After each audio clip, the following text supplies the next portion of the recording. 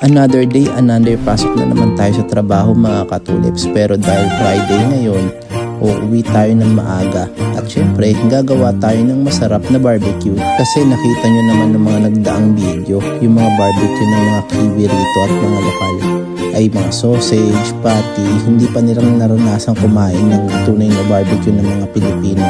Kaya papatikimin natin sila ng malupit na barbecue. Syempre sisimulan natin yan sa sauce. Yung sauce na yan, galing pa kay Kuya Badong yan. Kay Kuya Badong pala yung natikman kong pinakamasarap na barbecue sa Manila, mga katulips.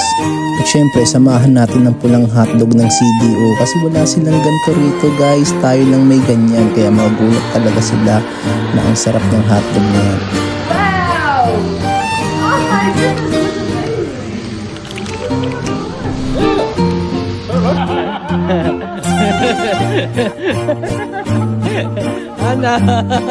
Sobrang saya nila kasi nagulat sila sa ihawan. May ganito palang ihawan, hindi electric. At nag-uwi pa nga ng isa ito.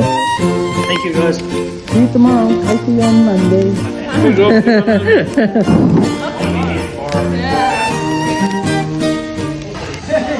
Okay, well, we know. We get it. Thank you very much guys. It was awesome. Thank you.